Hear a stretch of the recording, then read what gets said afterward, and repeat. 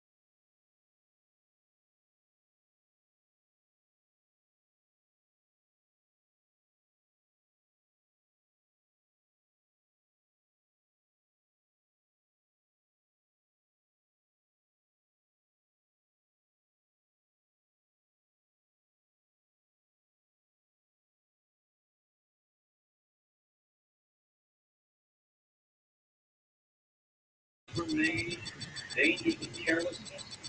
You know what he says over with? You're giving him a new lecture. Right. So he listens very politely, and then he forgets every word you said. You're just a fretful old father. Nowhere. You know, scientists have made a machine so that a man can get through to another man 10,000 miles away. They don't even invent a machine so a father could get through to his son who's standing right in front of him.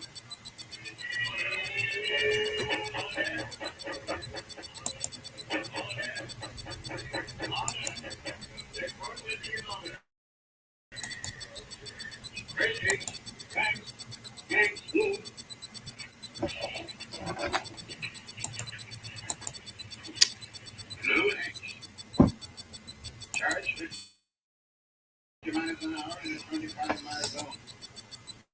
Guilty or not guilty? Guilty. $25 or 5 days. Next case, Anderson James Jr. I talked to Judge Merrill. You don't have something much. Anderson James Jr. Charge, taking the right away from a pedestrian in a crosswalk. Guilty or not guilty? Well, Your Honor, I guilty or not guilty. This guy has something special for you, young man. It's a package deal. Designed for young drivers who think crossing guards and motor police are just a lot of nonsense. This court will suspend your driver's license for 1 week and further requires that you should perform the duties of crossing guard between the hours of 8 and 10 tomorrow morning at the school crossing on 4th and Maple Street. You will substitute for the regular crossing guard this Friday. Obtain a jail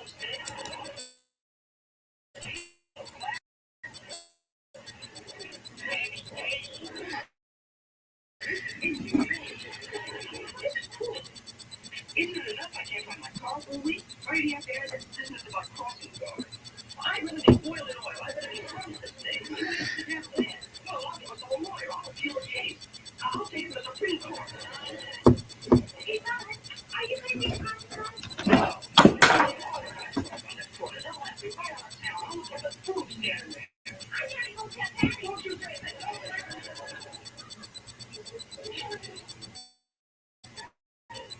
How can you and Dad just stand by and let this happen to your only son? What's up, Dad? I brought you something, bud. The official captain of Crossing Guard Service. There you are.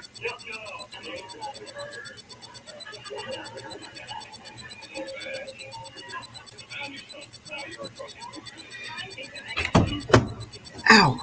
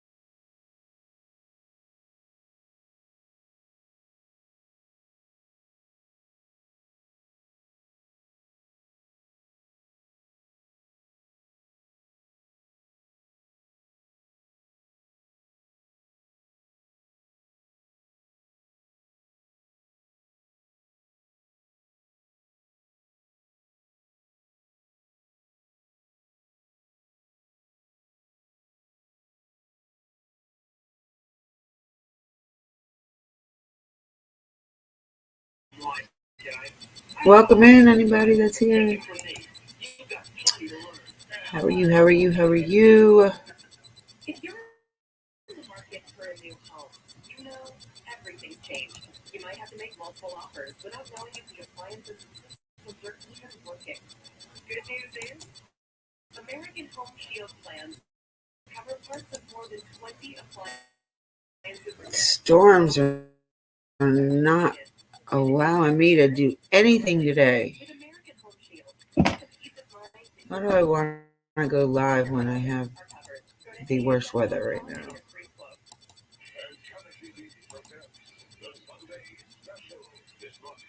Hello, gorgeous. How are you, Miss Maisie? Lower your interest rates with a credit card consolidation offer by Stream. I'm saving about $5,000. It feels really good. Apply now at TryLifeStream.com for your discount. How is everything with you, love?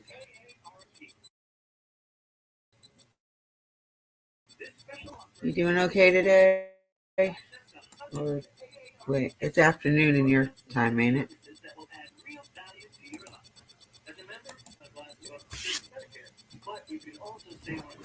Oh, goodness.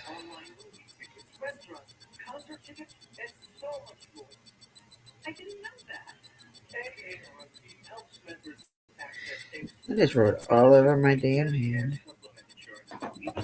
Like a 5-year-old. AARP offers financial tips, career resources, and tools that may help you avoid identity theft and scams. That's good to know. Pick up the phone now to join AARP. 1 year for just $12. That's 25% off a regular membership price. Oh, Lord. Come on. Load up. And you'll receive AARP the magazine filled with information articles important to you. Plus, you'll get hundreds of benefits and additional gifts. Maisie, did you have a chance to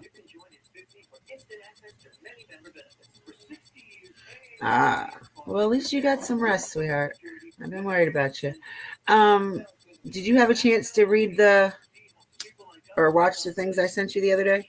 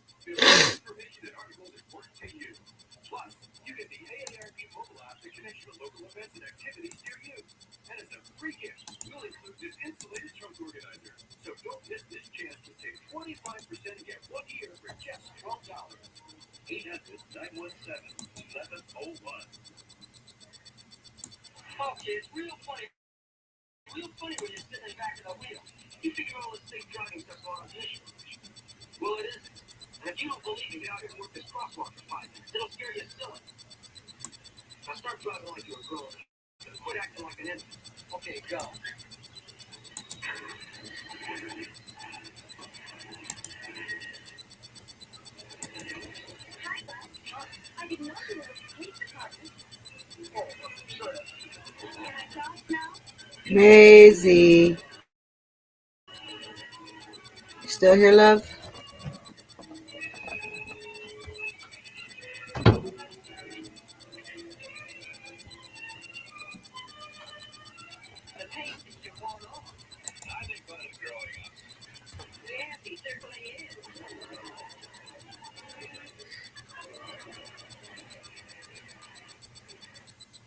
Oh, crap. I know what we forgot.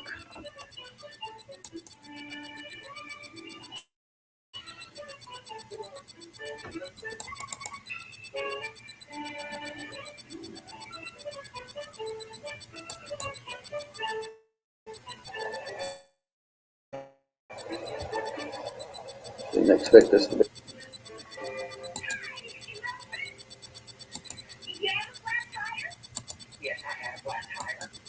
Feeling today.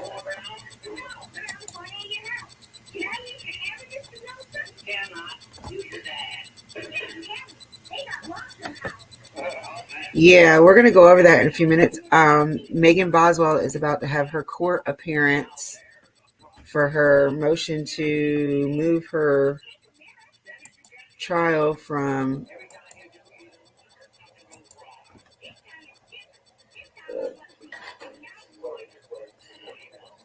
Anyway, guys, that's pretty much it. I'm gonna wrap it up. They're just going through dates, future dates for scheduling, but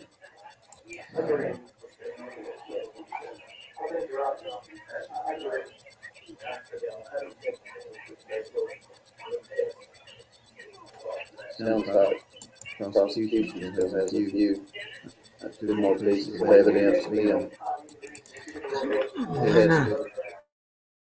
They have not got that back yet.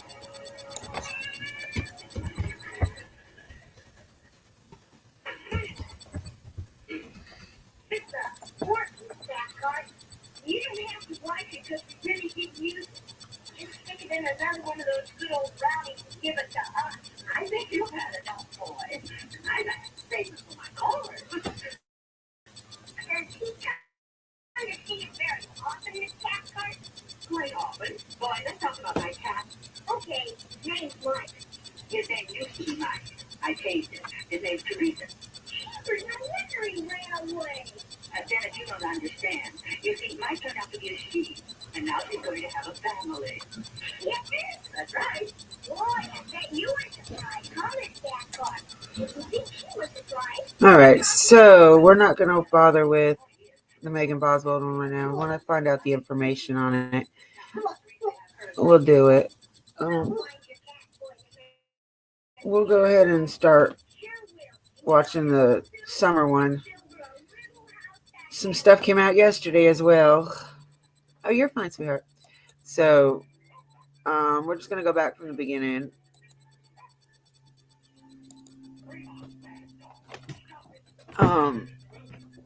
See if we can find the very first interview about summer.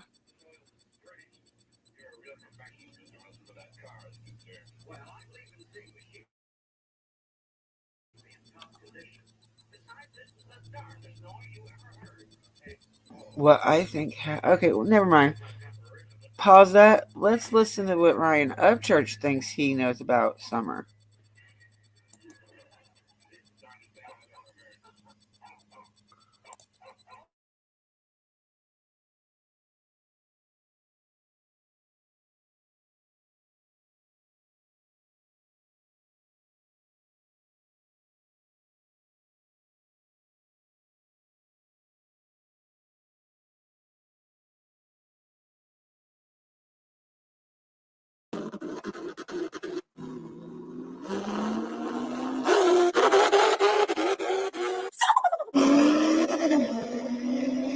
What the fuck are you? This guy's an idiot. I swear he's an idiot. I got your ponytail. I ain't posted a YouTube video in like 13, 14 days, something like that. But lately, I've been doing music stuff as usual. Top secret. Just a minute ago, actually, like 10 minutes ago, I added different vocals over Dirty South, and I think it sounds pretty fucking cool. I want to give the live shows like different vocals so it sounds like fucking more like Holy fuck. You know what I mean? Here, I'll give you an example. Come on. Hold on 1 second. It's my boy fucking Kansas Rebel Man. Yeah, damn right.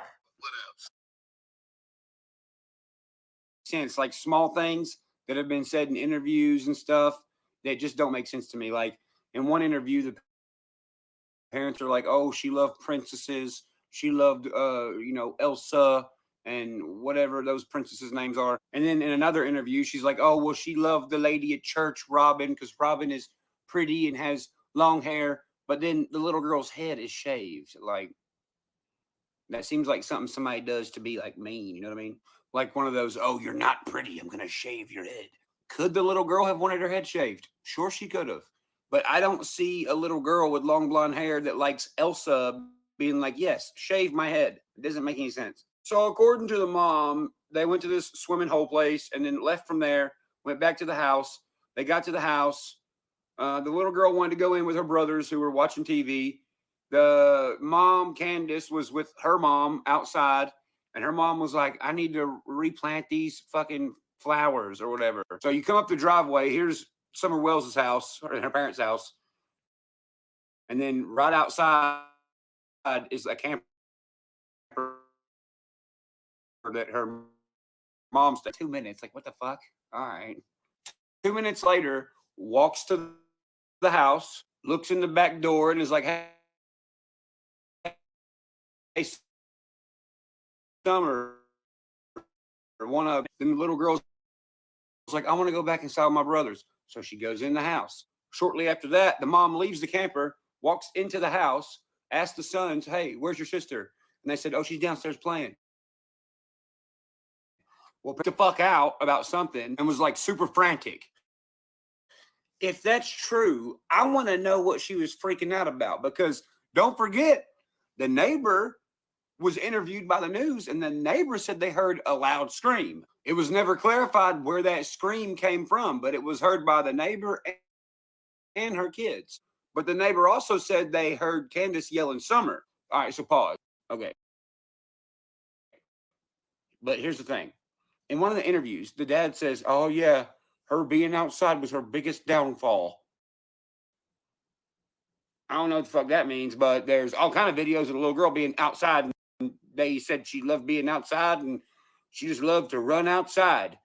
But being outside was her biggest downfall? What the fuck? What does that even mean? Plus, that doesn't really line up with all the videos of her being outside that her parents have on social media. Now, let's go back to this mysterious scream the neighbor heard real quick. The reason I'm saying that is because if you have all these videos of this little girl outside, playing outside, being outside, on a swing, running around, with the dog, leads outside, just not seeing her.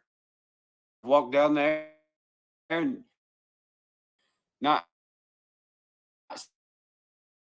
seeing for her outside, since she's always outside. It makes you wonder, did the scream come from the little girl from being taken out of the yard house and seeing the little girl trip and fell down the stairs? It's kind of what it seems like. Not to mention, in one of the first interviews, if not the first interview, they're talking about the little girl in past tense. And every time they talk about the little girl in past tense, they say, "Oh, sorry. I don't mean past tense. Sorry." Like, what? Why? Here's another thing. There was a underage kid named Hunter that was at the swimming hole with them. Come down here and was standing here. I don't want to get all wet, but he was like standing here and somewhere the other little. So in the interviews and stuff, it says that he did not go back to Candace's house. But there's a text message from the beginning that says he does go to her house. All right, so you know the grandma in the camper, right? This is her text message. Now, it's got a fuck ton of typos in it, but the typo in the first sentence sticks out. It says, now this is the grandma saying, "Hun Sum," yeah, you're right, "Hun Sum," it's a typo. "Hun Sum, I and Candace," the mom, "was planting flowers. right before she went missing.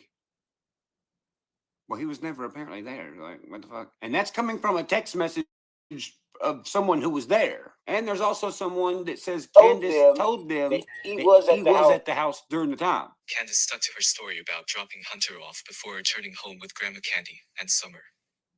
What was told to me is that he did go back with her at the house. I don't know how he got home. Okay, so I'm gonna stop it there, and we're gonna talk because I'm not quite convinced Hunter went back to the house that day. I'm really not convinced yet. And that girl that he's listening to right now, her name is Jenna, and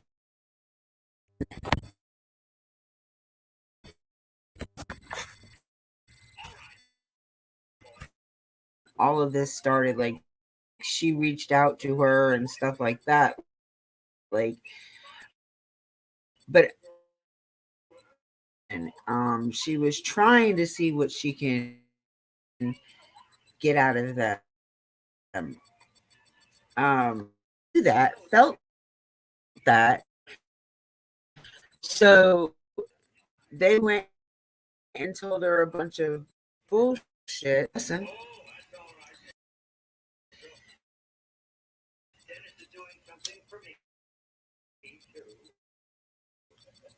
I don't like. I think she did everything of that for her little 15 minutes of fame. Her little, just like Jody Sue, nothing that she said is credible. So,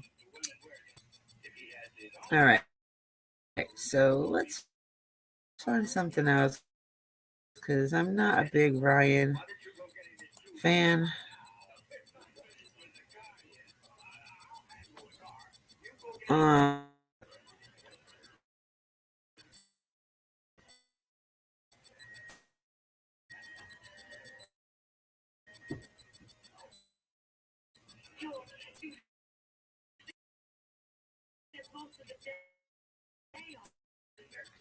Actually, I want to see it. I've never got to watch this one. I just thought about that. Yeah, I don't know if I believe him. I've been there.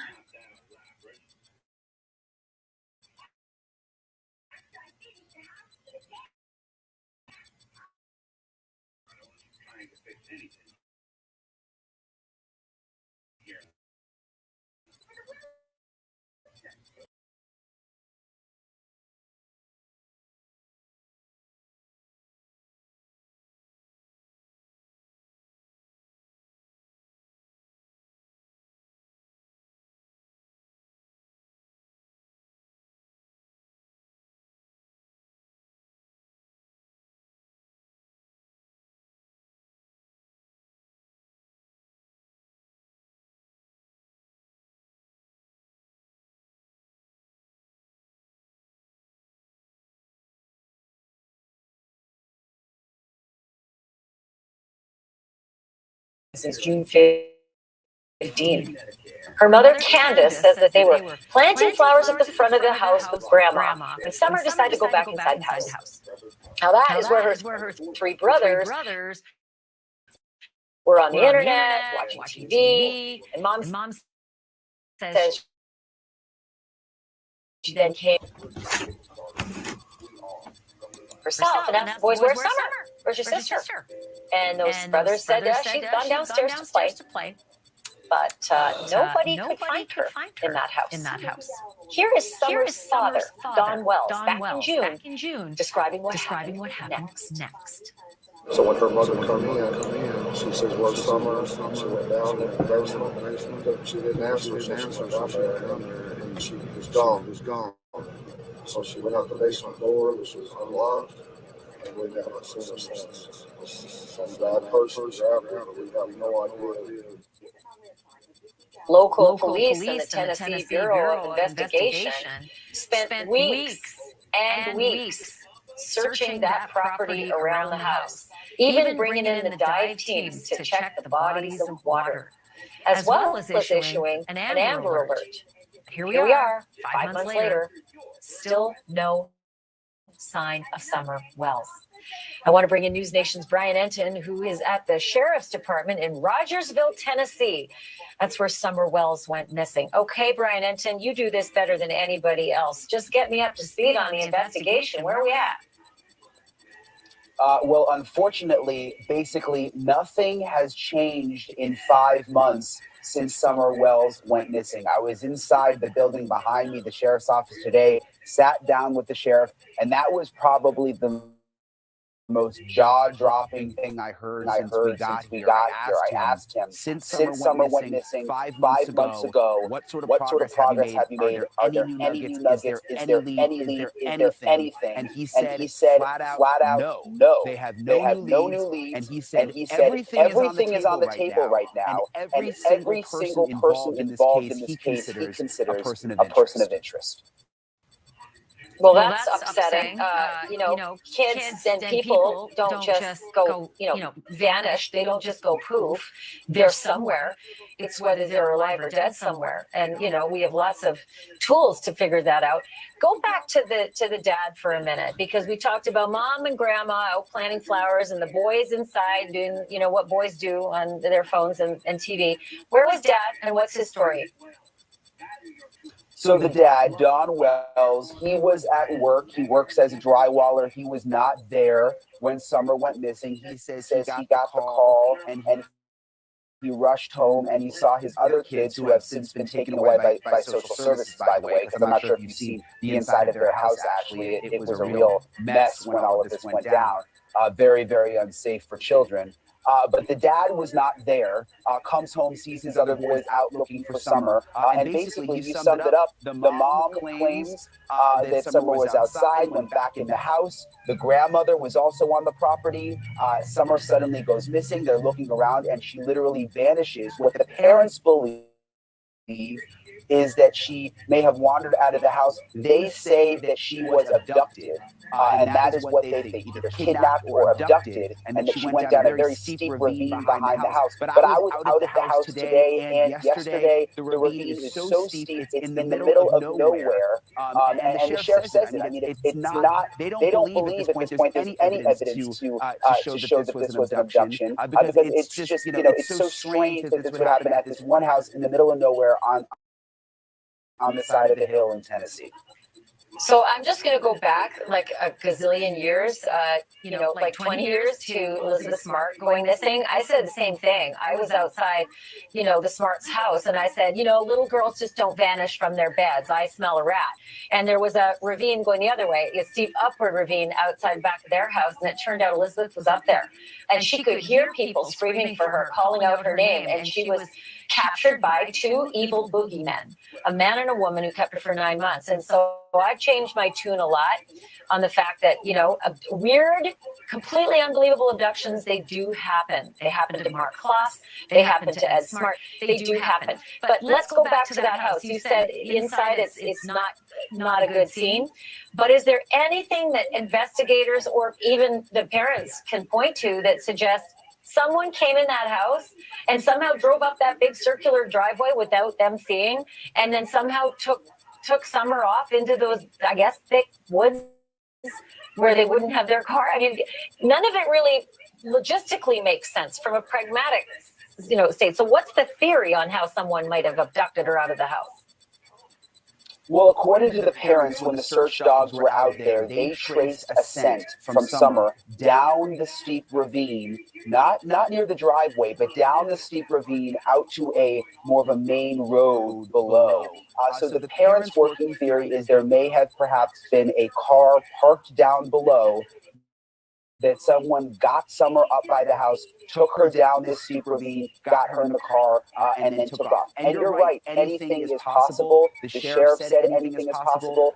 He said he has hope that she could still be alive somewhere. That's why we're hoping people take a look at her picture. Could she still be in the state of Tennessee? Could she have been human trafficked in another part of the country? He says anything is possible at this point. Oh, I just hate even thinking that. Like, I don't want my head to go into that space at all. You know, maybe I'm Pollyanna about this, but you say traffic, and I just think, God, she's 5. Okay, so the red truck, the business about the red truck, you know, they're saying it's like a 1998 to 2000 maroon or red Toyota Tacoma, that's pretty specific, with a bed ladder rack along with white buckets in the truck bed. Who saw that and was so smart to get all that information and then remember and then actually regurgitate it? Whose information is that?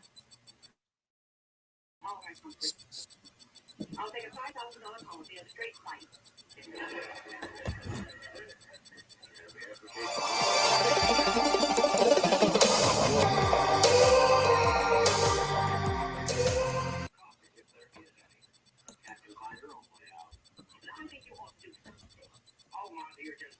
Sorry, I've got to get my premium back.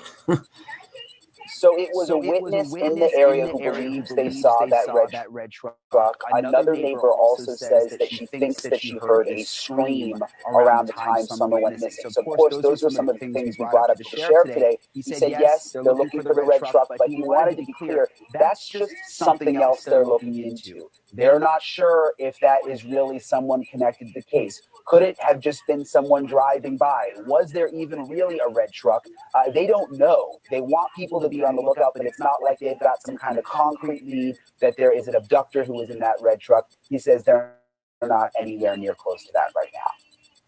Okay, so you had a chance to talk to Don Wells. This is what I really want to get into, Brian, and we've got several bits and pieces, but I want to start at the top with the question about I don't know. I think he's alluding to the idea that maybe Summer's mom doesn't hang with a good crowd. But dig into that for me and give me what it was he said about that.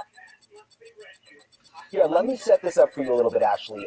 The Wells, Candace, and Dawn were on Dr. Phil last week. Dawn, the dad, says Candace did not want to go on TV. They had to really push her to fly out to California and go on the show and say that it was in the best interest of Summer to get the word out. So they go on the show, and at one point during the Dr. Phil interview, when they're asking her questions, she breaks down, she takes the microphone off, and she leaves. A lot of people following this case have questioned, including the sheriff himself, does Candace Wells know something about what happened? Not necessarily something that she did to her daughter, but does she know something about what happened that she is perhaps not sharing with authorities? And that sort of was the basis for my questioning of Don Wells. Take a listen. Is it possible that something happened this summer that Candace knows about that's not her fault, but she is just nervous now and feeling bad about it? Well, no, because she knows better. She would know to go directly to law enforcement. An accident's one thing. She would never do something like that. She knows better than I. I know it happens. It does happen with people, but no, she would go directly to law enforcement. She'd call an ambulance right away, number one, do anything. She'd freak out. Could she have gotten herself into a situation where it wasn't her fault, but no. You know what I mean? No. She's a good mother. She loves her children. She's not going to allow any situation like that. The biggest mistake she might have made is maybe choosing some wrong friends, which is, it happens.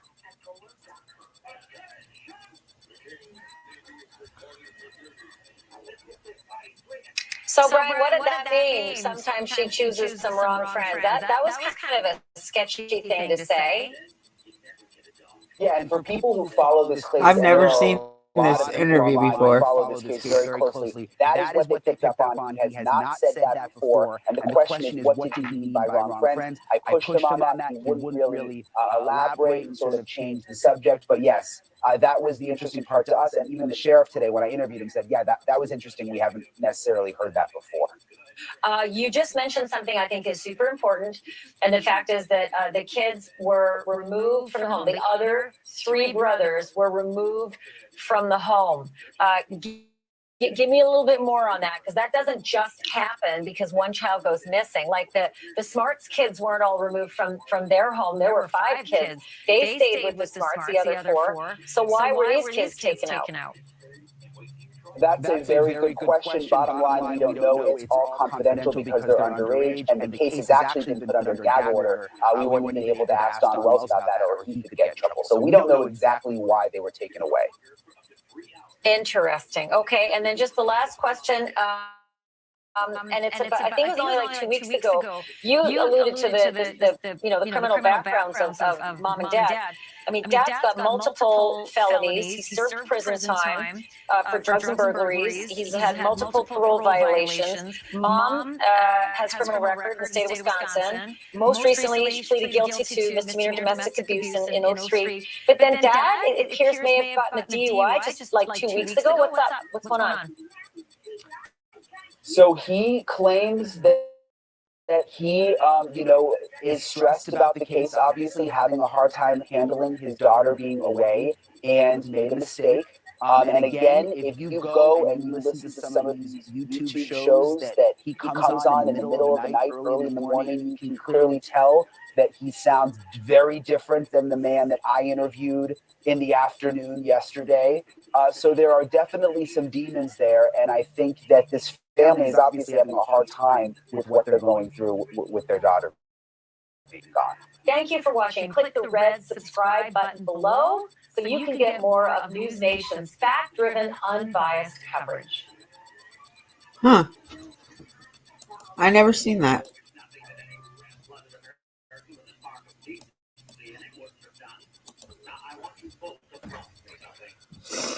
I never watched that one.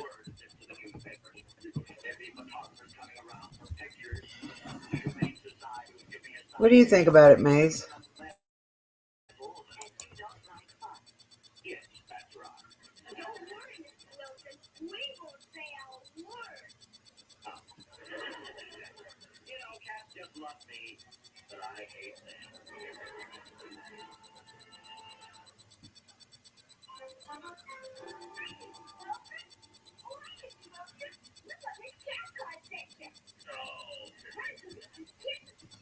I love Ashley Banfield, so most like Nancy Grace as well. Like they're 2 of my favorite prosecutors.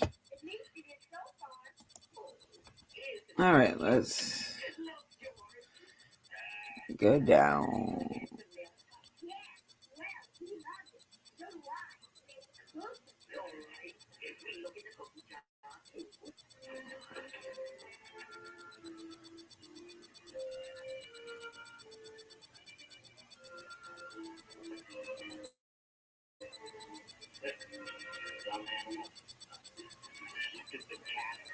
I would own a cat of my life and another. Cats are nothing but trouble. Give me a dog anytime.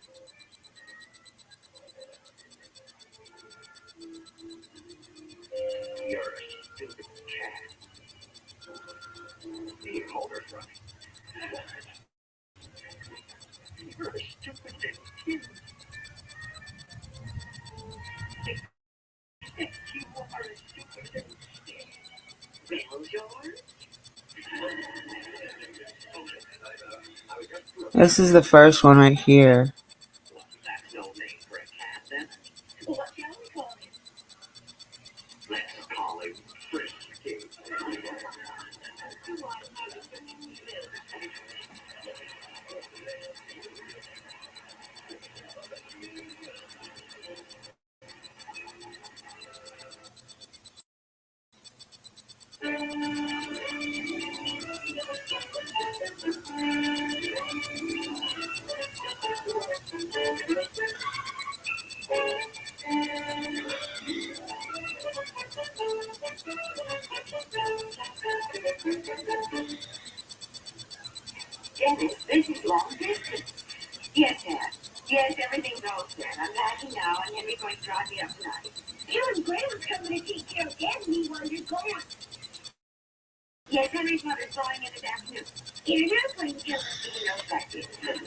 Oh, no, Dad, I'm going to say just as long as you're easy, till you're back on your feet again. Oh, Jim, I'm sorry for his foot. You told him that yesterday, dear. Yeah, but I'm still sorry today. No, Dad, it's no trouble at all. And I can run the business for you just fine, you know that. Jim, I looked like one time. On the coffee table. Just a minute, Dad. Dennis, you're going to have to stop interrupting her. Don't bother your mother, Dennis. Come away from there. Well, conversation. Is everything okay? Is he still getting out of the Never seen this one either.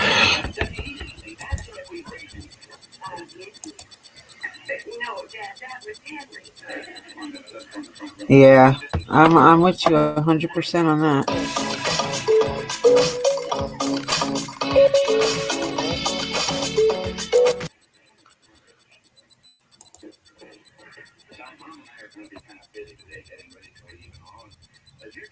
Mark, thank you. New details tonight in the search for 5-year-old Summer Wells. Incident Commander Tim Coop says the command center at Mount Carmel Baptist Church has been demobilized and that multiple local search crews and outside resources are on standby now. Tonight marks 2 weeks since Summer's parents say she was last seen at their home in Hawkins County. The Tennessee Bureau of Investigation says they have received 650 tips in the search for 5-year-old Summer. TBI tweeted this afternoon urging the public to only share information from credible sources and, quote, sharing speculation or rumors only makes the process more difficult for law enforcement by increasing the number of non-credible tips, end quote. News Channel 11's Bianca Murray joins us live. Bianca, we got to speak with both of Summer's parents. What did they say about the toll her disappearance is having on their family? Well, Josh and Sarah, we spoke with the Summer's parents yesterday, and they said that she is an absolute force of nature in their home. But now that she's missing, they say it's like every member of their family has lost a little bit of their heart. Her brothers are so devastated that they wake up every morning crying for their sister. And as a mother, it really hurts to see your other children crying.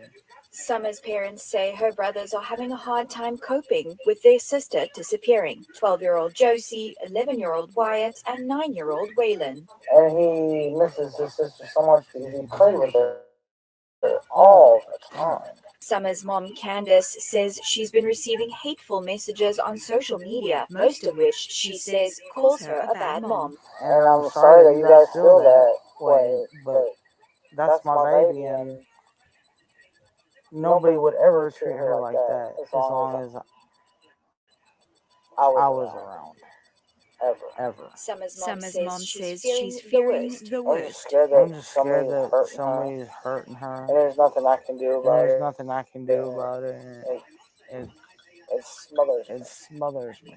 Summer's dad says he fears her being locked up indoors somewhere because he says she loves to be outside. She loved to be outside all the time. That to be outside all the time. That was her, her downfall. Unfortunately, her downfall is a lot of times we'd be like, "Where's Summer?" The boys would be inside, and we'd be like, "Where's Summer? Why'd you leave her out there alone?" Go get Summer now. And that's happened over and over again.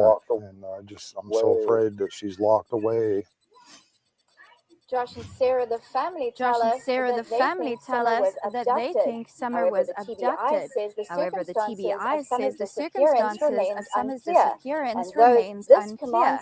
And though this command center has been demobilized, search crews say they are still following up on every tip. Reporting live in the Beach Creek community, Bianca Murray, News Channel 11. Wow. Booking a family vacation.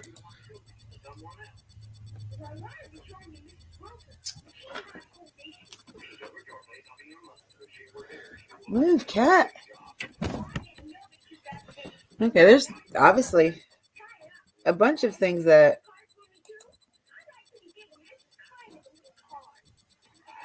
I didn't watch.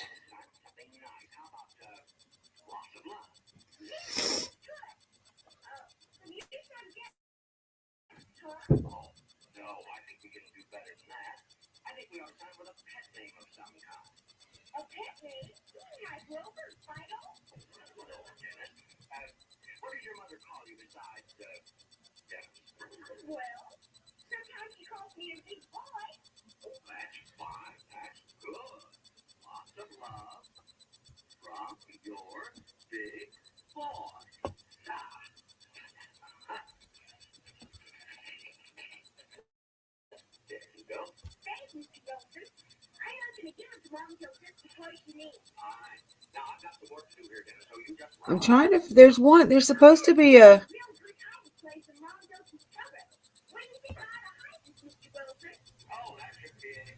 There's supposedly a thing where Don says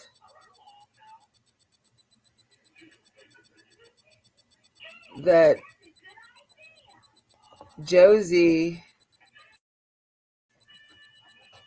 said it wasn't his fault. He didn't do it.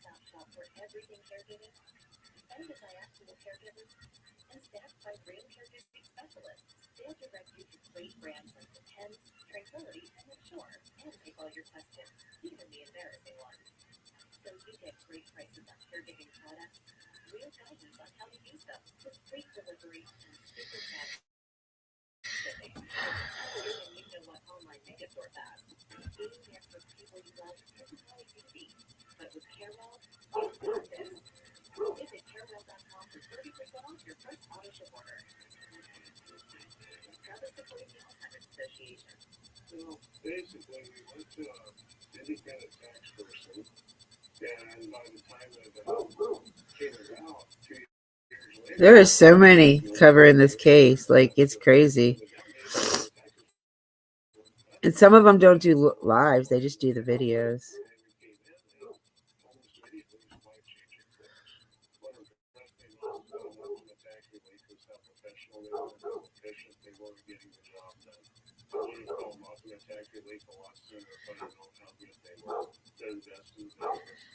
Why go it alone when you can have the tax expert at Optimal on your side?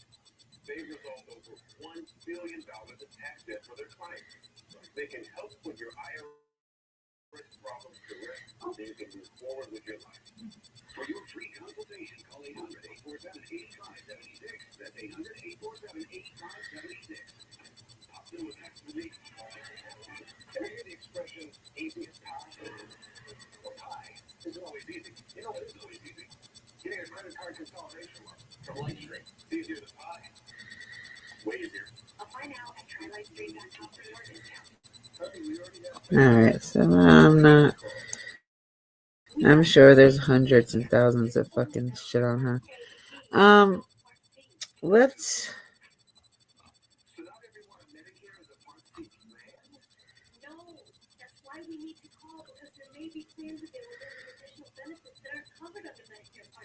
All right, let's see what this one says.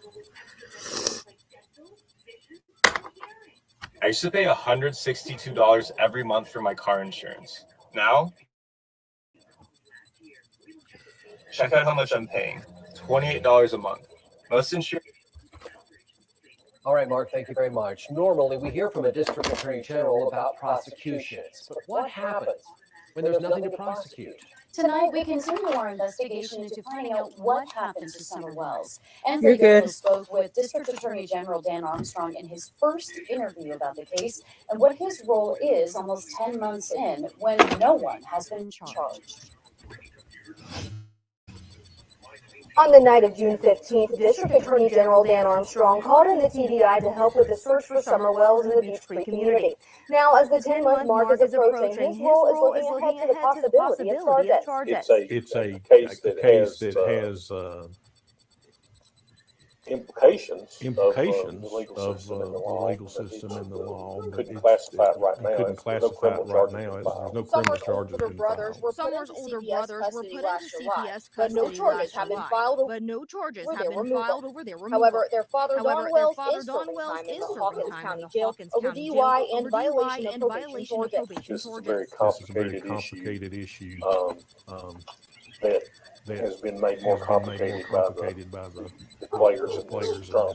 No one has been arrested or charged in relation to the little girl's disappearance, but that doesn't mean it couldn't happen at some point. We make ourselves available to both sheriff's office and TBI to advise them as to the consequences of the next step that they're proposing to take and how we can do it to where if there is a eventually prosecution, it'll be what they gather will be something that would be that we can introduce in a court. Make sure we cover all those bases. If an arrest ever does take place, that's when Armstrong will look at what charges can be filed. If it ever got to the point where we were ready to consider charges, and of course they would talk to me about what charges and who charged. A case like this would generally go to the grand jury if it ever got to. Armstrong declined to comment about Don Wells' current legal trouble. Even though he stays in touch with law enforcement about where they're at in this investigation, he's almost at a standstill in his particular role. See, there is nothing. Oh, see, I don't know why. Okay, so that answered my question about the grand jury, because I've seen so many people talking about when's the grand jury when they're gonna indict them, when is the grand jury gonna get involved, when is it go to the grand jury? It's not going to the grand jury. They have nothing to bring to the grand jury. So why would I want to know, what could they bring to the grand jury, even if they did right now? Because they lied or have lied, or I mean, there's no evidence of anything. So like you said, we're like stuck. We are completely stuck. Let's see. That was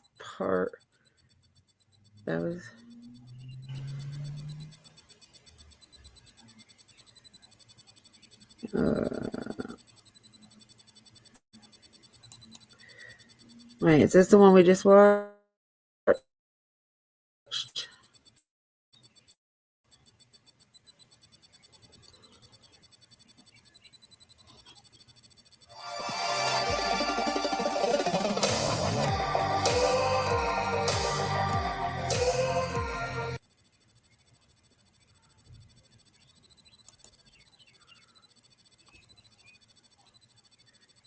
All right, Mark, thank you very much. Normally we hear from the District Attorney General about prosecutions. But what happens when there's nothing to prosecute? Okay, yeah, we just watched this one. Our investigation into finding out what happened.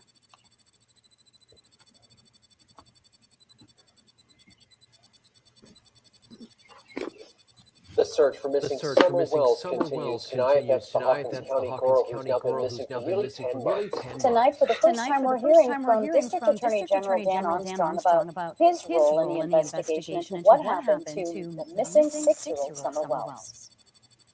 On the night of June 15th, District Attorney General Armstrong called in the TBI to help with the search efforts for Summer Wells. Now, almost 10 months later, and no real developments, this case is unlike anything he's ever worked before.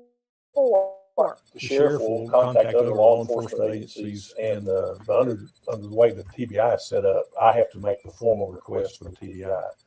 So the sheriff, in this particular case, he had called and asked for help from all the agencies, and then called me and I asked the TBI to get involved. The long-spanning search for Summer Wells can feel like a blur, but the night of June 15th is clear as day, just as the call to issue an Amber Alert on the 16th. An Amber Alert is where a child is missing from either the person that's supposed to have legal custody of or their parents. And so we put out the Amber Alert to alert everybody, including citizens. If you have a cell phone, your phone will go off on Amber Alerts. So you can be on the lookout and help us spot this child if the child happens to show up in your area. No one has been charged in relation to Summer's disappearance, but that doesn't mean the district attorney isn't involved. My role basically is just to be an advisor as to any legal issues that may come up during the search, who to talk to, how to go about doing that. I am kept briefed periodically, not every day, but periodically. And just available to provide any legal assistance that I can. As law enforcement is flooded with tips and the seasons change, small-scale searches have taken place in the Beach Creek area. We follow leads as they come in. And so at this point, you're basically down to just following whatever leads come in and following up, maybe trying to backtrack and do some things you did before to see if anything comes of it. The most recent ground search back in February didn't bring anything, and right now there isn't another one planned. Coming up tonight at 6, you'll hear more from District Attorney General Armstrong about his role in the investigation and how it impacts the possibility of future charges.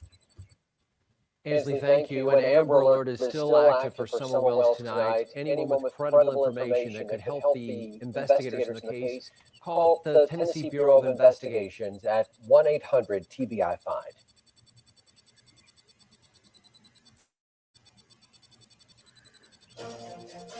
2 years ago, America had energy independence. Now, gas is the most expensive it's been in history.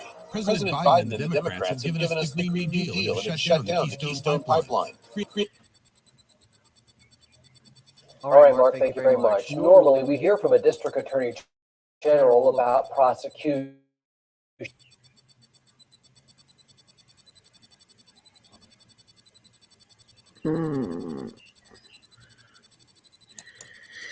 We'll watch this, see what they say on this.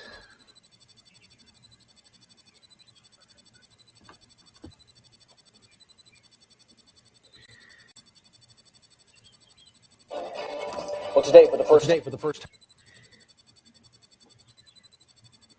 time, we're learning the lead investigator in the Summer Wells case is speaking out. The pressure has been immense on the Hawkins County Sheriff's Office to figure out what happened to a little girl who reported missing back in June. Ansley Daniel has been following this case closely. She has an update, Ansley. Josh and Sarah, there was frustration, some anger, and the presence of a heavy burden when I sat down with Detective John Pruitt of the Hawkins County Sheriff's Office. He's led this investigation into Summer's disappearance. He told me that as difficult as this case is to work, he is nowhere near giving up. There's a lot to shoulder, there's a lot to burden. We have a missing child that we have found. Almost 10 months and so much heartache. And investigators aren't immune from that hurt. The question of what happened to Summer Wells still has no answer. There haven't been very many cases like this. I have never worked a missing child case with all these different entities and agencies involved. The lead investigator on the case says his days are devoted to finding her. My day, I check tip line and voicemail when I first get here. I do phone calls and follow-ups on any credible leads I've got. I follow up on anything that I didn't get to a good conclusion the day before. Then I go into my normal caseload of any new cases I've got, follow-ups on them. They've received nearly 2,000 tips. I will follow up on everything I can to try to bring closure for this. Self-proclaimed online investigators and social media sleuths have turned this case into a mess of ideas. And tips have come in from everywhere across the U.S. and even overseas. That help, Pruitt says, has led to little more than time wasted. If these people want to help so much, we always accept applications to certified individuals. He says the investigation has led to the continued thought that if Summer is found, it will be nearby. I believe that she would probably be somewhere close by, because we found nothing to lead us to believe that she's been abducted or trafficked out of the area. Pruitt works alongside the TBI and FBI. Along with the ground search, Pruitt says investigators have poured through data. Almost a year into the case, and Detective Pruitt says it still remains a very active investigation. I'm not going to let it go cold.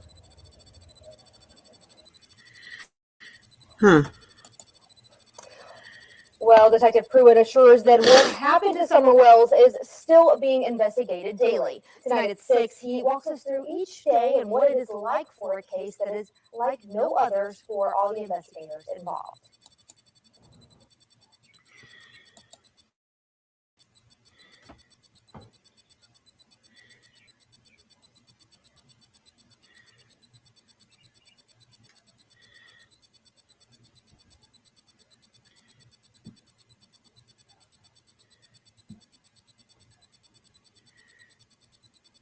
That was the first one. And here was the second one.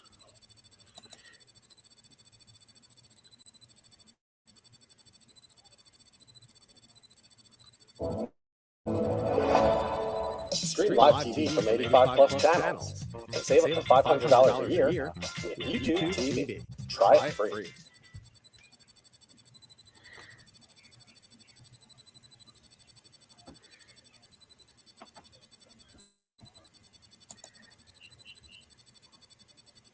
We are giving away this 1970 Dodge Charger at $20,000 cash. One lucky winner. Nearly 10 months and still no answers. Tonight, News Channel 11 dives deeper into the disappearance of Hawkins County 6-year-old Summer Wells. For the first time, we have heard from the lead investigator with the Hawkins County Sheriff's Office. And tonight he tells us what this investigation looks like right now. Josh and Sarah, the case of Summer Wells does not look much different today than what it did when I first reported live on authorities searching out in Beach Creek back in June of last year. Now, authorities are spending more time than ever before fielding through false tips as well as false hope. It's sporadic. I mean, one day you might get 5 leads, the next couple of days you might not get anything. It's been an active investigation that I've been devoted to since it first occurred.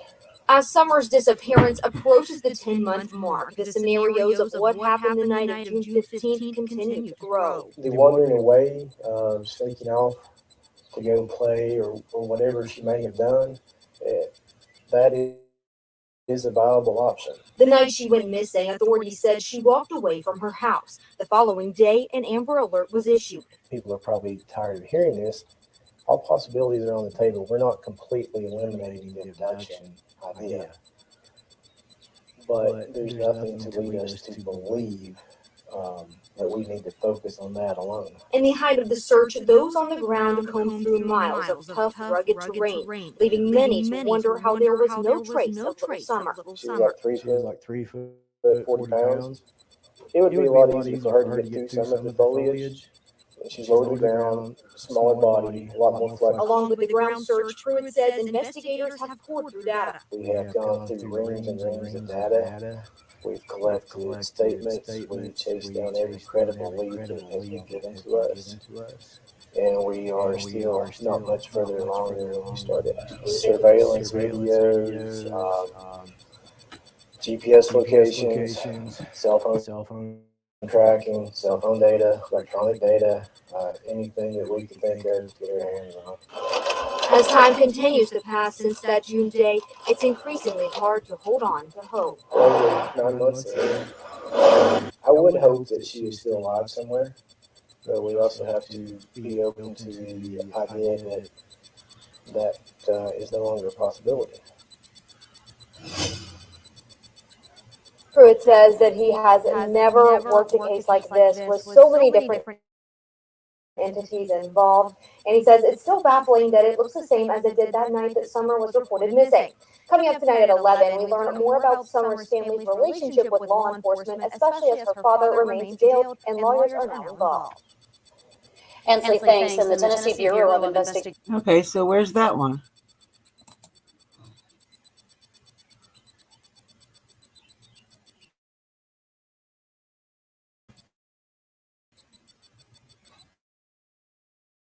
Oh, this. I guess I.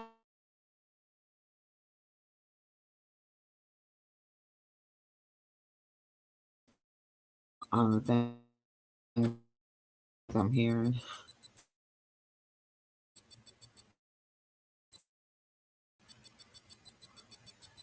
Yeah, it is. You want to come up here and talk?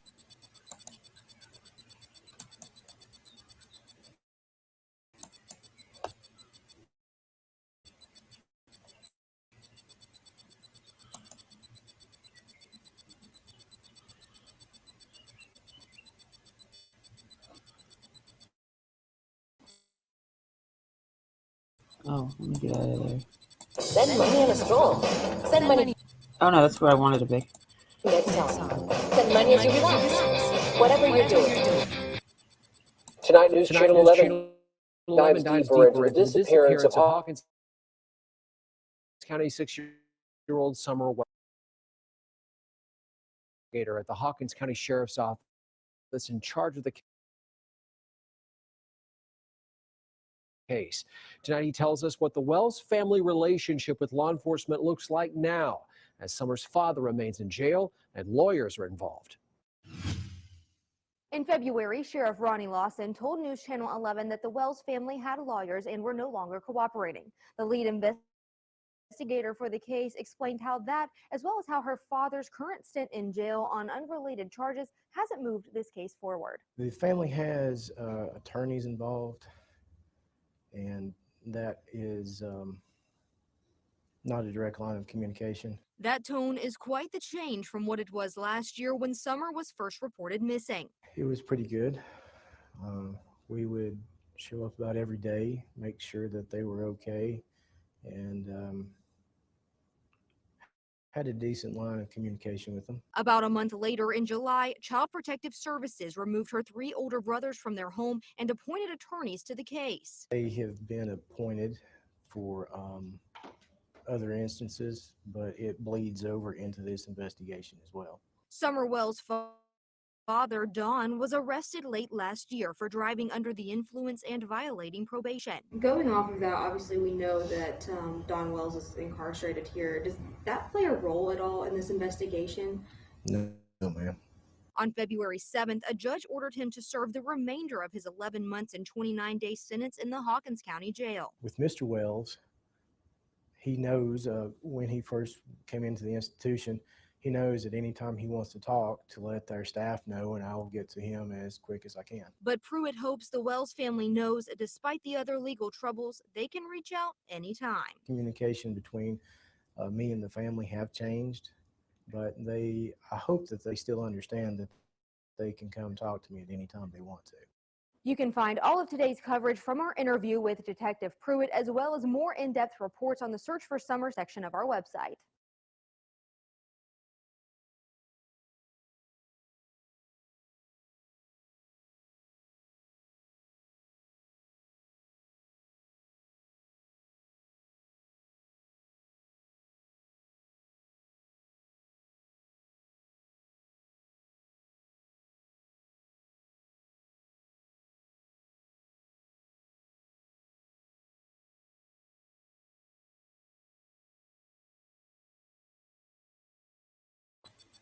Wow. That's really all I can say right now is wow. But I will always hold this too, that if they get charged with anything to do with Summer, other than CPS bullcrap, I will apologize. I was wrong. And I'll say it on live. I was wrong. But I'm always, first and foremost, always going to be proven innocent until proven guilty. Here.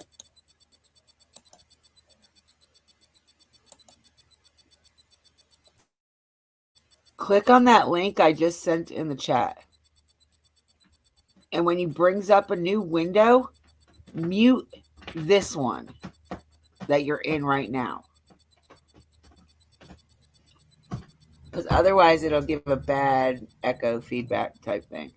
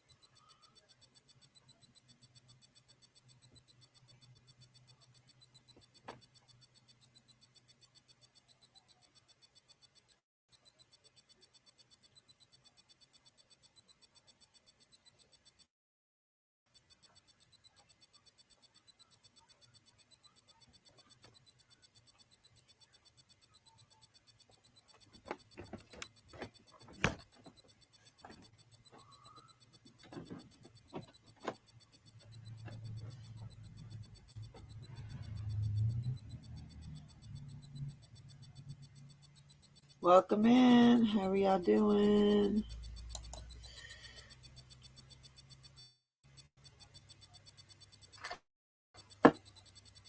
Okay, they've got to have something new on her since she just went to court.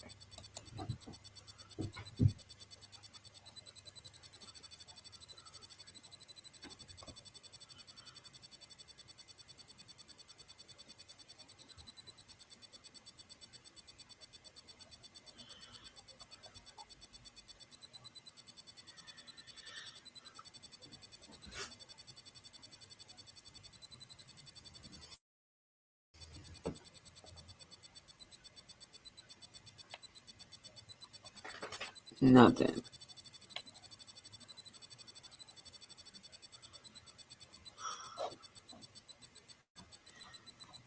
All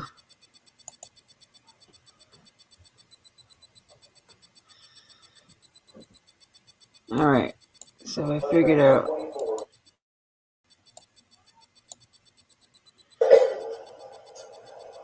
This was her discussing, her being very emotional, the time frame in which she stated she gave Evelyn to Perry. All right. Count 11.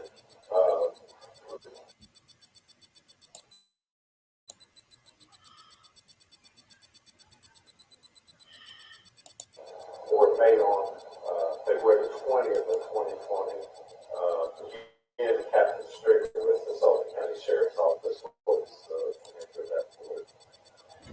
This is where the defendant stated when she last saw Evelyn was with Ethan Perry on December the 26th of 2019, and she had not contacted law enforcement on the advice of her mother, Angela. All right, so Angela Boswell, to clear on the record, that is Megan Boswell. Correct? Yes. So this report has to deal with two things. One, the time frame with which she claims she last saw the child, as well as implicating someone else in this case. The fact that they cannot locate the child, correct? Yes. Count 12, another report made on February 2020, February the 20th of 2020, to you as well as Detective Matt Price with the Sullivan County Sheriff's Office. What was the nature of that? This was when the defendant stated her mother, Angela Boswell, had Evelyn Boswell. And so again, she's implicated someone else in it. Just for her child. Yes. Count 13, again on February 20th of 2020, report made to yourself as well as Detective Matt Price. What was the nature of that report? This is when she stated that her mother, Angela Boswell, had Evelyn since mid-December, and that Angela refused to tell the defendant her location, Evelyn's location. She didn't call the police because she was afraid the defendant was afraid that Angela would harm them. So again, she's given false information about the time frame in which she last saw the child, as well as implicated someone else having custody. Correct. Count 14, again on February 20th of 2020, statement made to you as well as Detective Matt Price. What was the nature of that phone call? This is when the defendant said her mother Angela had taken Evelyn and wouldn't return Evelyn to the defendant because she owed her money and would not return Evelyn until the money was paid. Count 15, statement made the next day on February 21st of 2020. That statement being made to you as well as Detective Matt Price. What was the nature of that phone call? This was her discussing that, again, Angela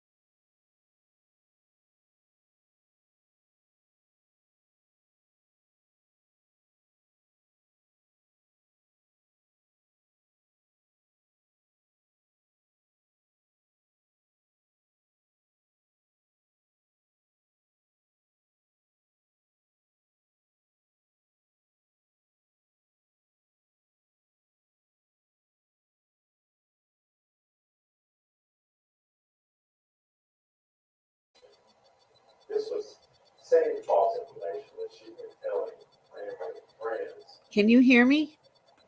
for several months, correct? That's correct. And again, this information that you're getting, investigation, it's based upon your interviews with the defendant, maybe hospital, right? Yes. So you're getting all of your information directly from her. Yes. And you mentioned this. Maisie, are you able to hear me? Okay.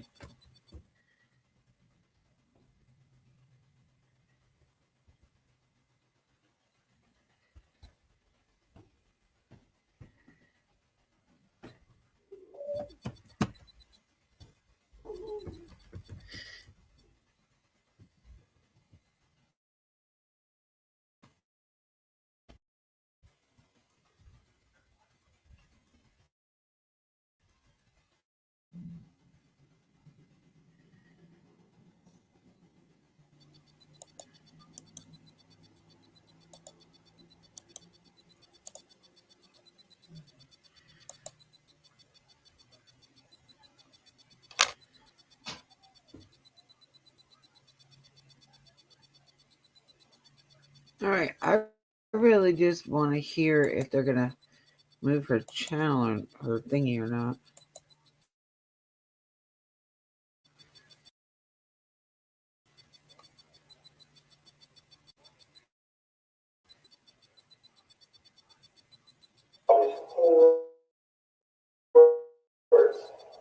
And this information was consistent. The information she was telling them, same thing that she was telling. December 2019. This time in February, where law enforcement first gets involved. She was getting false information about who had the child, false information about the last time that she'd seen the child live.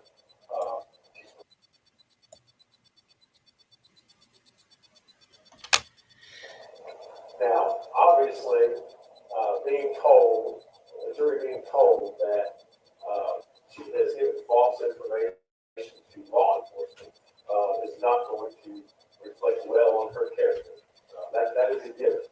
But the two crimes, the crimes themselves, the false reports and the felony murder, aggravated child abuse, aggravated child neglect, abuse of the courts, those crimes are not similar. Pay attention, Candace.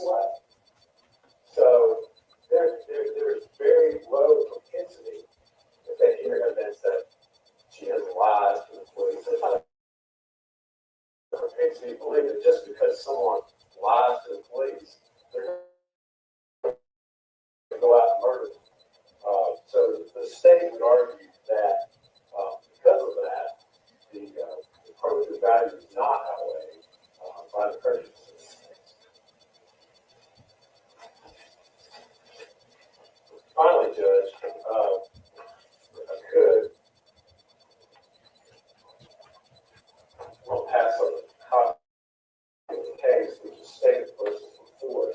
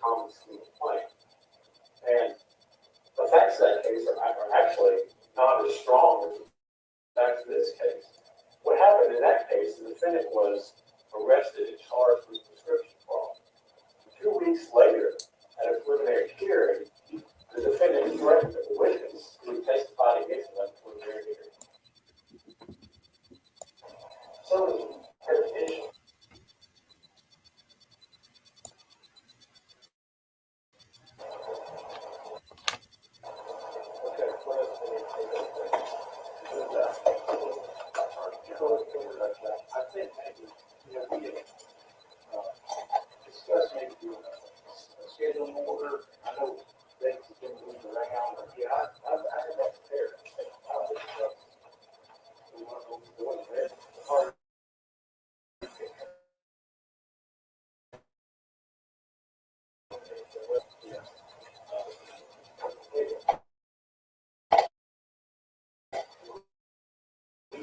I think the next thing we had was July.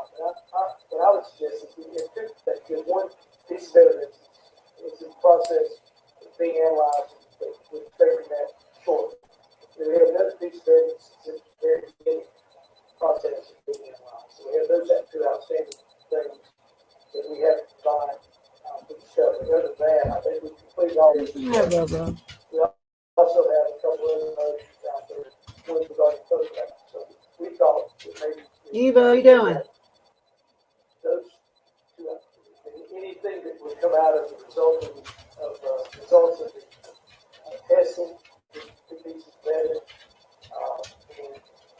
and the motion regarding photographs. I'm go out, Turbo. Put it out in July. Now we'll go outside. I don't know what the Kroll's reaction will be when we get those two pieces of evidence analyzed the results will be. But I think we probably should have a motion that between now and July. The status, or maybe I'm gonna let this play real quick, and I'm gonna run outside and let my dog use the bathroom. And I'll be right back.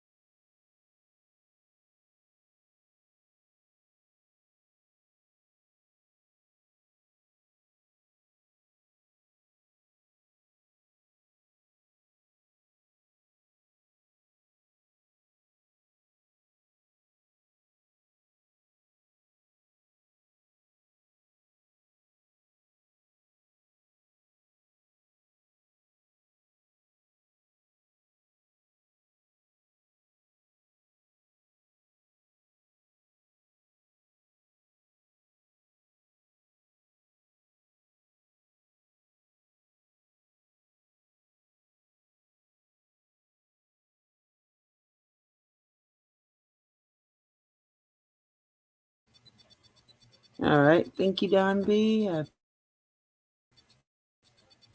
put you in my chat and I put you in my description.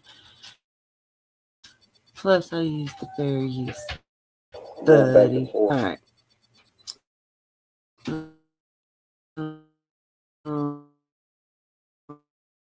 Let's get it out of which I'll go back and listen to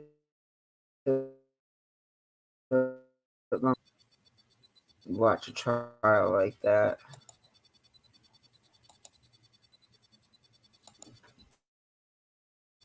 A cold case that I wanted to talk to y'all about.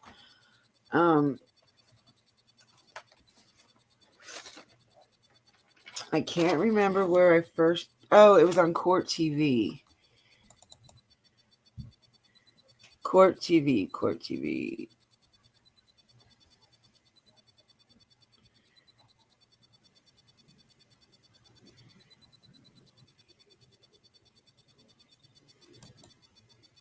All right, so let's stop sharing. I don't think you can't see me. I have to keep my thing back. So yeah, I don't usually use Don B as a good reference for anything. Me and him don't see eye to eye on anything. But he is covering Megan, and he can get things that it's going to be hard for me to get when it comes to the trial. So, but on Court TV the other night, this is when I had asked you, Maisie, if you had Court TV in the UK. They also did an update on Harmony. Not really an update on Harmony per se herself, but involving her dad. He's getting some gun charges or something. I'm not sure if it's anything to do with Harmony or not, but excuse me.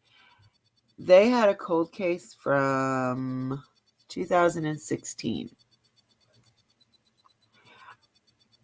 18-year-old Karina McClurkin went missing October 11th, 2016 from Kokomo, Indiana. Howard County, or Kokomo.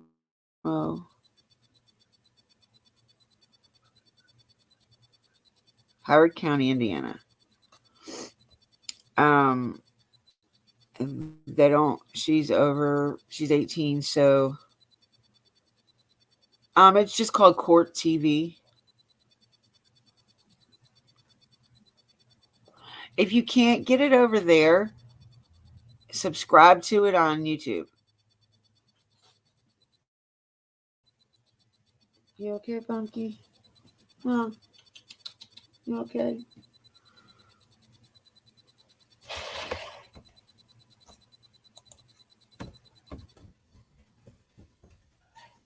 My C is not working for some reason.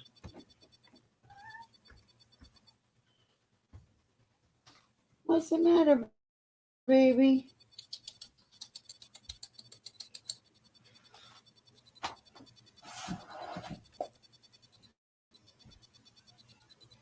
But that's where I could put it up, Court TV on during the day, and I can clean. I can do my lives with it. I can just sit there and watch it. During the day, they mainly do trial cases.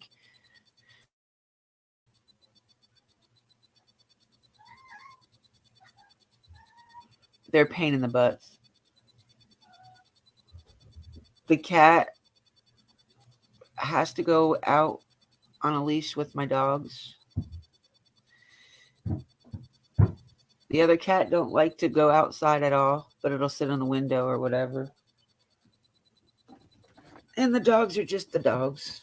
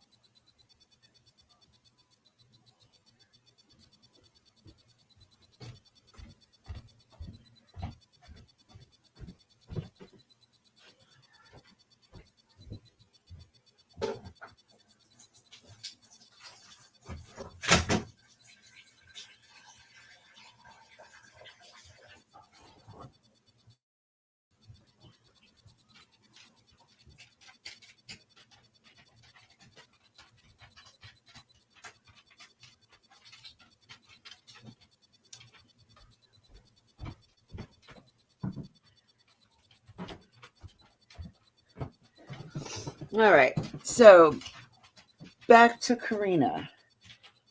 I was doing she doesn't have her.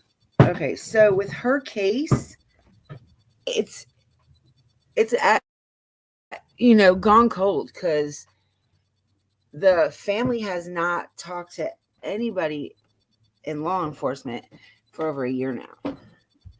So she really, in all reality, has no help, like no, nothing, like nothing. I'm gonna see if I can find anything. I can't remember if there was anything done on her.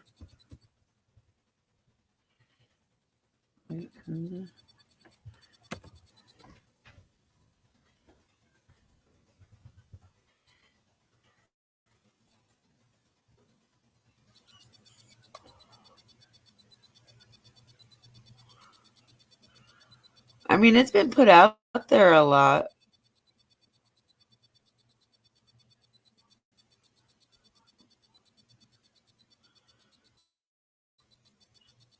But here's the court TV one.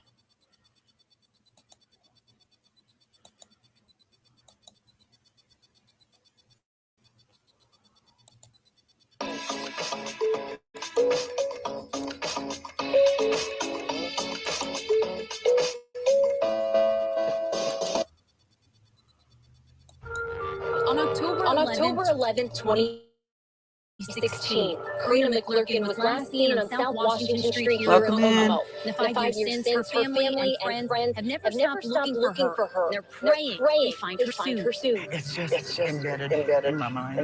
It's just embedded. Jerry McClurkin can never forget the day her granddaughter disappeared. This is how she usually looked. Right here. Karina, just 18 at the time, disappeared after a party. Police say she was last seen walking down South Washington Street in Kokomo, a few blocks away from Foster Park, where I met with her grandmother. I drove with the same pictures in my car for 5 years in my windshield. And I still have people to this day from Kokomo come up and ask me, what's wrong? Where's she at? And I have to tell them we don't know. Karina is a sister, an aunt, a daughter, and a granddaughter. Her family says they've looked for her tirelessly these last 5 years. Over 500 miles in and around Kokomo, from Jonesboro to Burlington, Peru, to Paso Alto. We have covered every woods we drive by. We would stop and knock on doors to see if we could walk through the woods. Kokomo Police tells WRTV Karina's case remains open and active. The department notes investigators, quote, have pursued numerous leads and tips. We want her back. But that's not enough for Karina's family and friends. I don't even have any hope left. I'm tired. They want both the police department and community to step up. Well, I only remember her 2 days out of the year when everybody else is getting national coverage. Karina existed. She was not our imagination. Jerry says she will never stop looking for her granddaughter, so her family will be at peace. Until the day I die. No, I won't. If you have any information at all, please call the Kokomo Police Tip Line at 765-456-7017. All right, still with us. Retired FBI Special Agent and producer.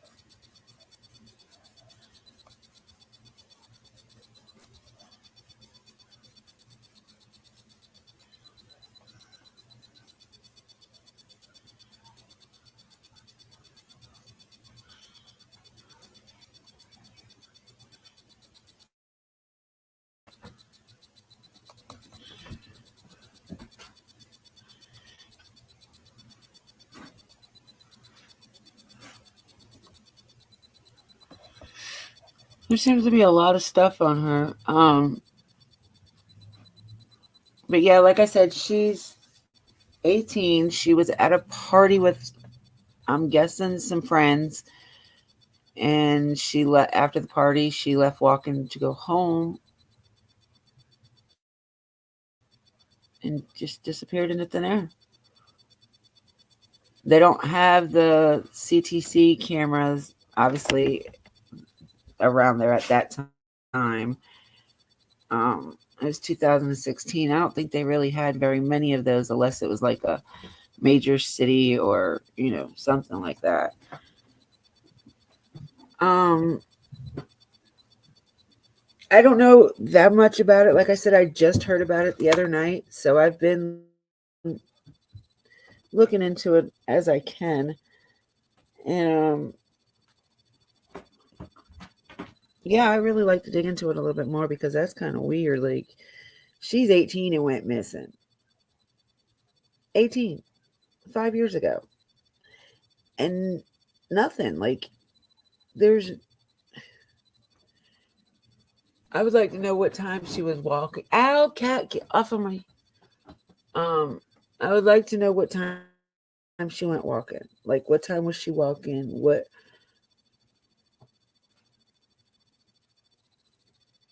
Yeah, I'd like to know more about this case.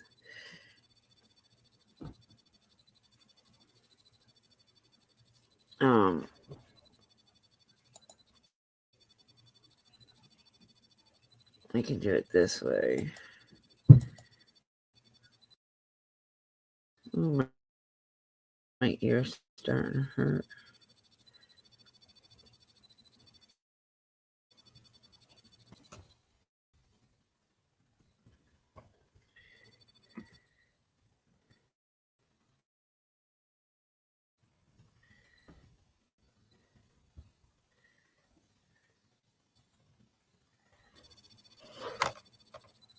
Oops.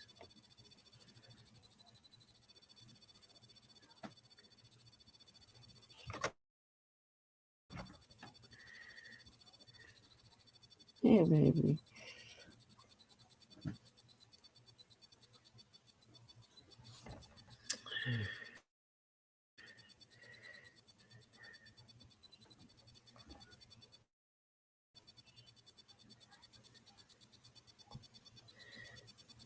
That wasn't her.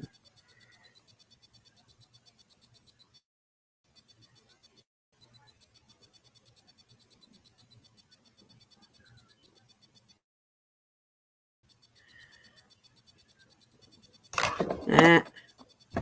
Look, you little cracker, stop.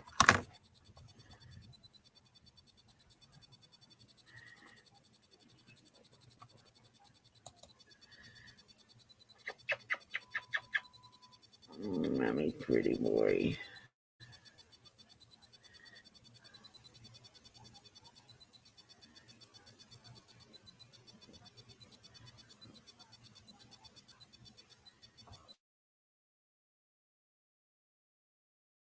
Suspects.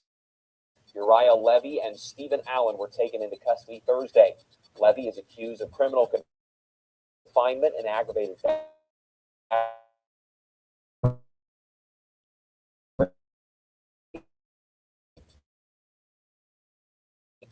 Wilson is being held on a...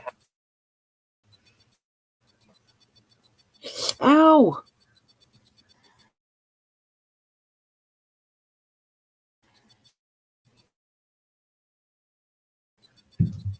Stop.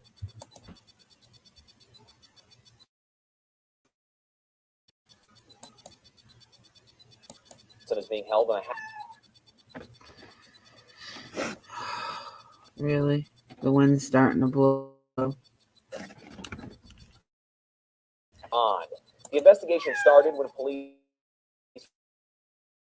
reported gunshots were heard and found Lachey Youngbeer dead in the backyard of a home. As News 18 first reported Tuesday, they found a man inside tied up in a bathtub. He told police he had been held there for 11 days, beaten and scalded with hot water by people he and Youngbeer knew. Okay, that had nothing to do with what I was looking at. Ow. No, ma'am. No, sir. No. Yeah, it's going to be an interesting case.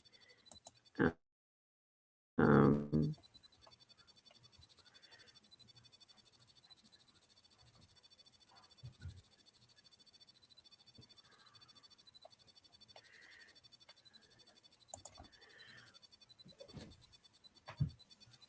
Come here.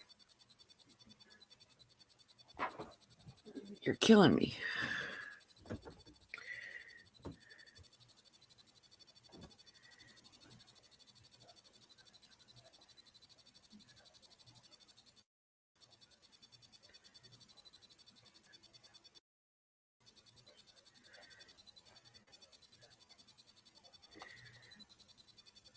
This was from October. So let's see. I'll share this.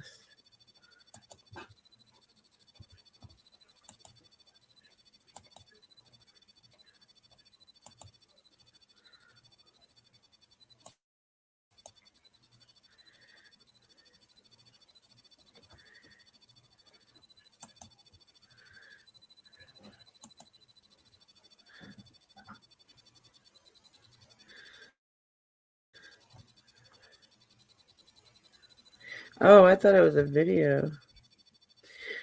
Okay, so it says, it's been almost 5 years since 18-year-old Karina McClurkin went missing. Her family and the Kokomo Police Department continue to said Karina's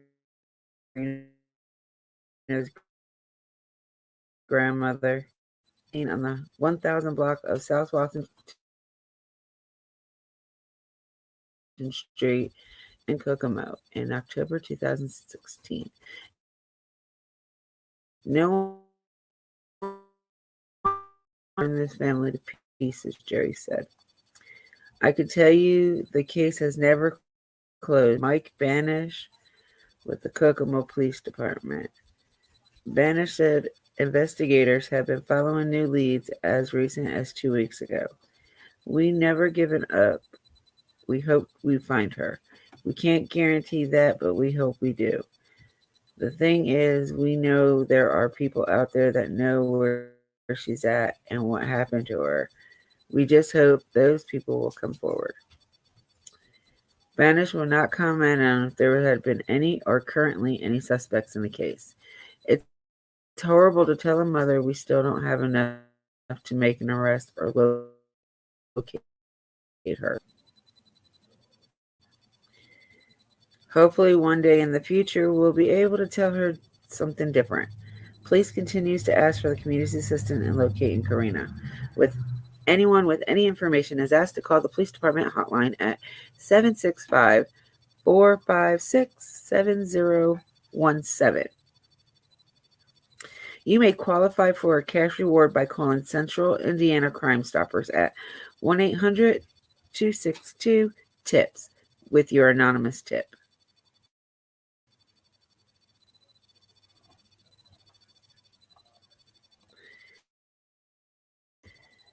Okay, that's what they said on that one.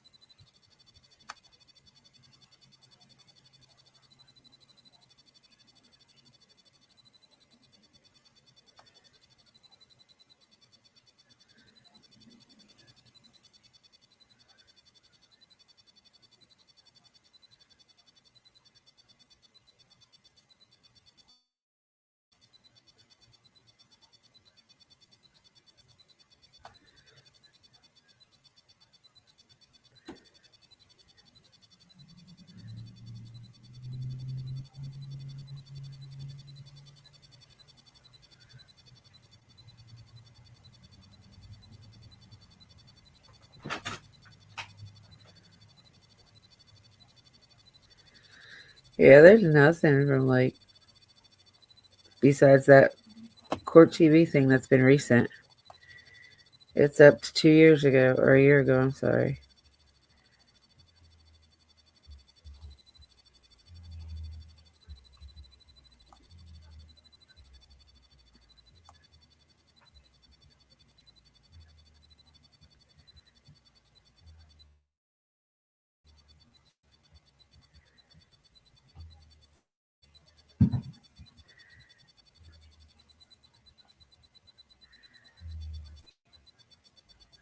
New on YouTube anyway.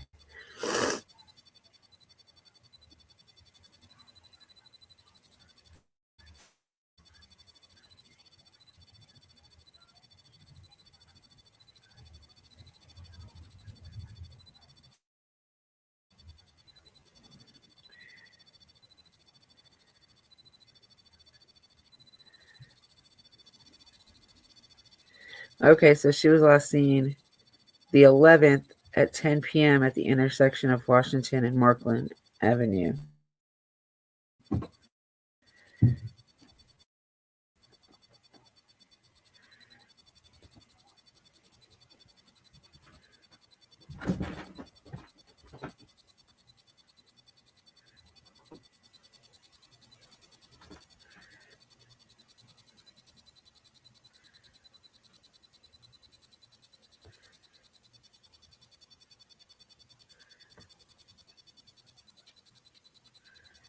Ow. Ow.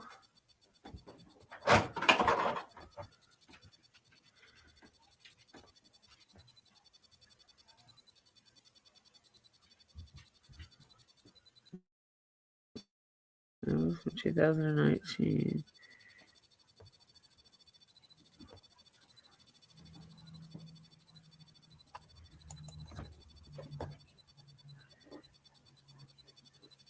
Why are you being an ass? Stop being such a dick.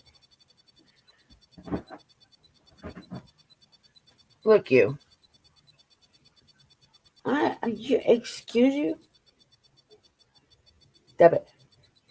Dub it, dub it, dub it, dub it, dub it, dub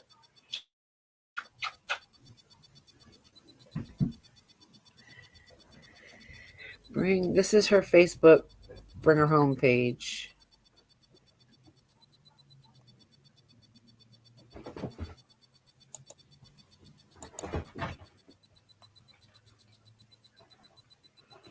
Hey! Alright. So it says Karina, 18, last seen on Tuesday, October 11th, 2016 at 10 p.m. at the intersection of Washington Street and Markland Avenue in Kokomo, Indiana.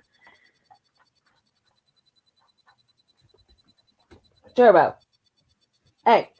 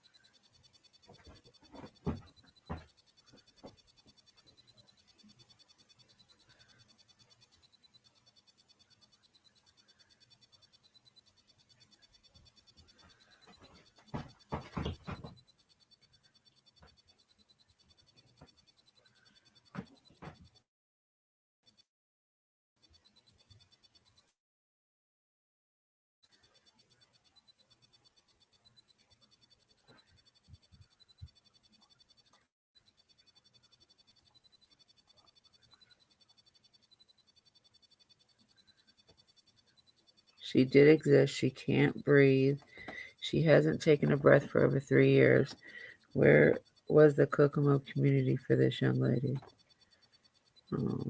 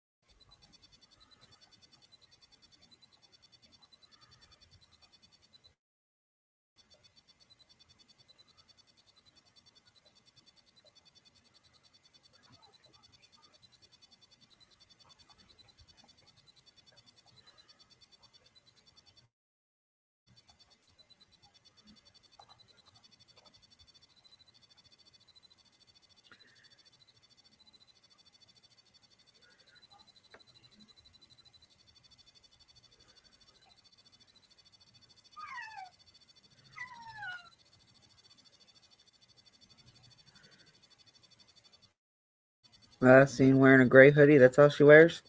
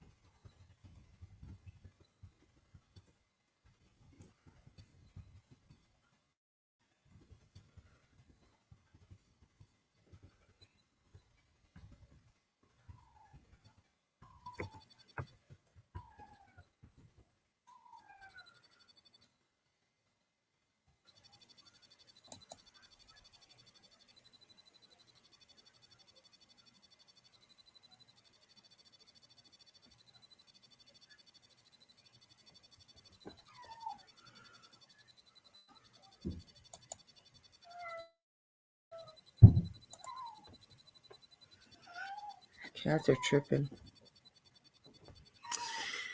All right, Maisie. I think I'm gonna end this. And if you want to talk still, we can talk on Messenger or wherever you want to talk. But I love your face, beautiful. And thank you for coming in and spending over an hour with me. I love you so much. All right, babe.